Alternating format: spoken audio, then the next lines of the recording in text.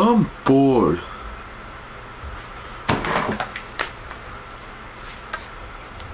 It's time to play some PS3.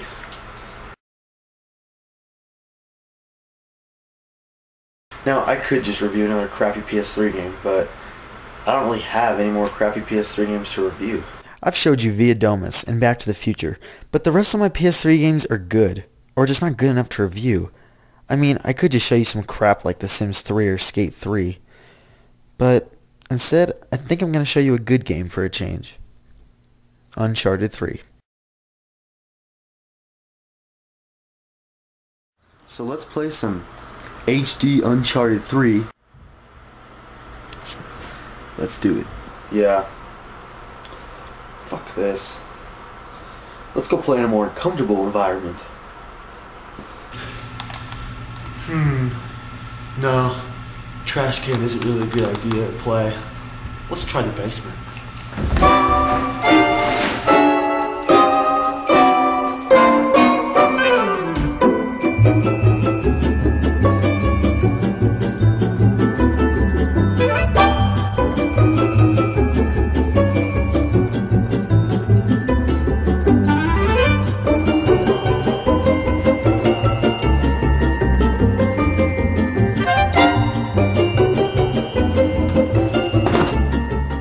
Dead outlet. Okay.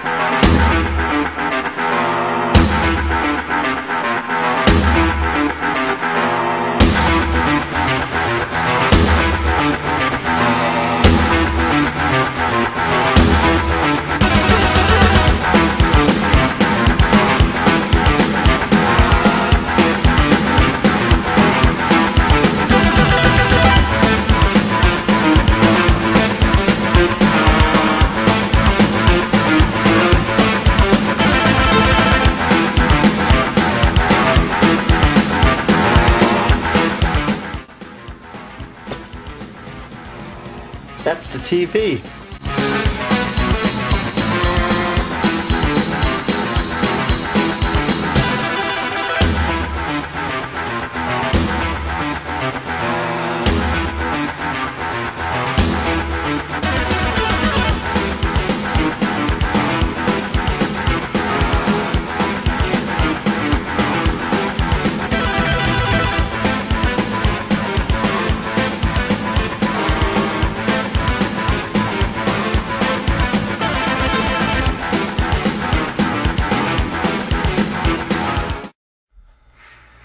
Let's rock and roll.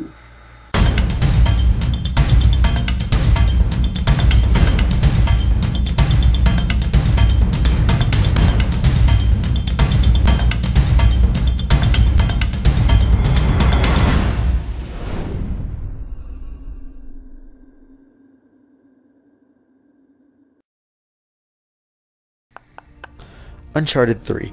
Now this is a game that I mostly hear good things about, and from what I hear, it's better than the first two. There is one big problem with this game to start out. Let me show you.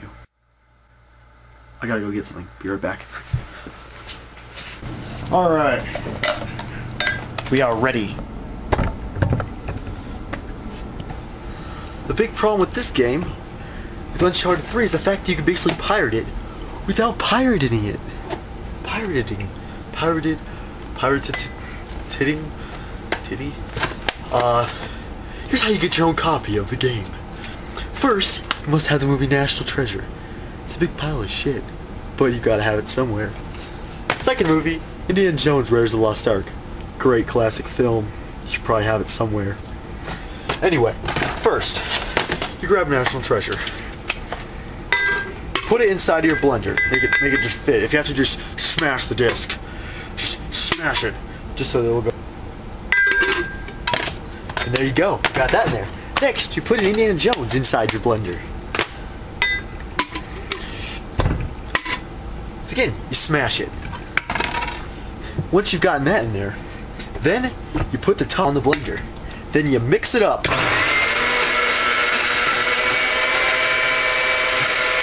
And after 12 hours,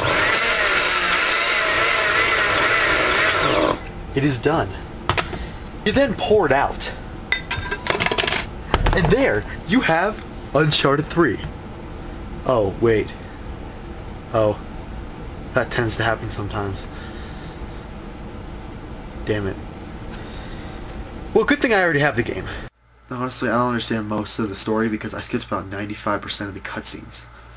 They're just so boring. And I'm playing a game, not watching a movie. This game starts out with a bar fight. There's a huge amount of instructions for starting out the game, but then, damn! It's a pretty short scene if you know what you're doing. And it ends with a great success. Not really. You get thrown out a window and talk to some old bag for a while. The main point of the story is about a guy named Nathan Drake. He's looking for the Atlantis of the Sands while that old lady tries to stop you for some reason. After you're finally done with that, you have a flashback. Now, I would not mind the flashback so much if it was a cutscene, but you actually have to play it. It's basically a really boring and long chapter where you play as Drake when he was a kid, where he first meets his partner Sully. Now, there isn't really much to say about this flashback except it really sucks.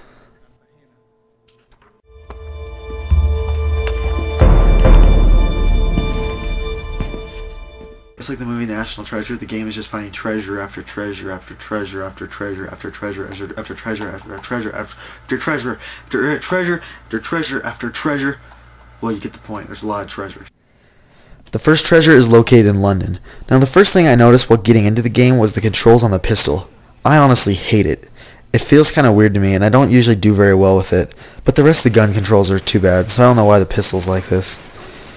When you find the first treasure, that old bitch shows up and tries to stop you, but you finally escape and you're off to find the next treasure. The next treasure is located at the chateau, an old deserted palace. This is actually when the game starts to get really good in my opinion. After this is actually my favorite chapter. It's called Stay Out of the Light. And even though the spider part is kind of annoying, the part with the fire is just awesome. The bad guys catch you and they start to burn down the chateau. This is amazing.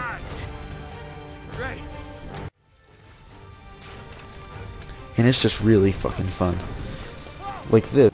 Oh, now it's hump time. I don't know. This part where you have to fight one of these brutes is annoying though. The main reason it's annoying is because you can't use your gun. This is the same way in the next chapter. In this chapter there's this random fight scene with one of your friends from the mission. The fight drags on way too long. I just don't see the point of it. But other than that, this chapter is awesome, with a lot of battle. Later on in the game you get abducted by these modern day pirates. But luckily you escape and beat the shit out of them. When you escape on one of the ships, you start the next chapter, Rough Seas. Now this chapter is basically, well, as the name of the chapter says, Rough Seas. Now this chapter is also really fun, and the battle scenes are awesome. The whole point of getting on the boat and later on becoming a stowaway on the plane is all to rescue Sully from the bad guys. The chapter on the plane is cool, but it's probably the shortest. I love this part though.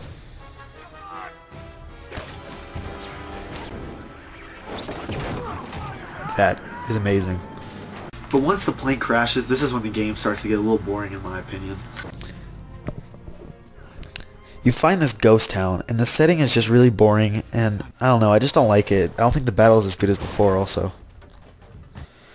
You finally find Sully, and you find the Atlantis of the Sands, but then Sully gets shot.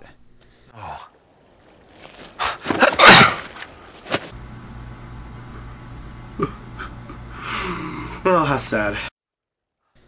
Well, I guess it's time to commit suicide. The last chapter is the final battle at the Atlantis of the Sands, and it's actually pretty easy considering it's the final level. It also turns out that Sully isn't even dead, and what Drake saw was all a hallucination from drinking from the fountain at the Atlantis of the Sands. Alright. So yeah, you and Sully have a big long reuniting scene, but then it's time to fight. You gotta fight for your right to party!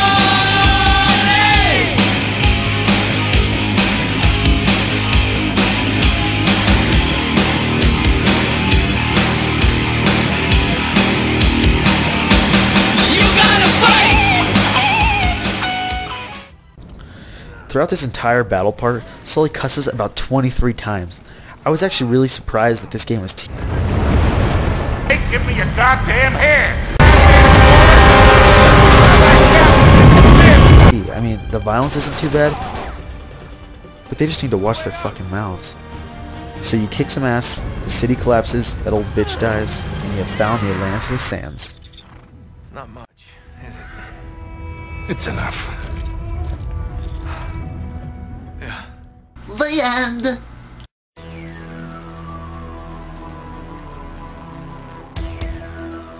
The good. The music is awesome, especially in the chateau. Except the music is just creepy sometimes on the menu. The graphics are pretty good, and the gameplay is just overall great, and it has many great aspects such as the puzzles, the battle scenes, and the climbing aspects in the game are pretty cool. The bad. The flashback levels, the end levels, and the fight scenes that just drag on too long. Ugly. There really isn't anything ugly about this game, except that old bag, I guess. Overall, I give this game an 8 out of 10, being a great game with a couple flaws. Okay, anyway, thanks for watching. You're all good little kids. This game is for good little kids. I'll see you all soon.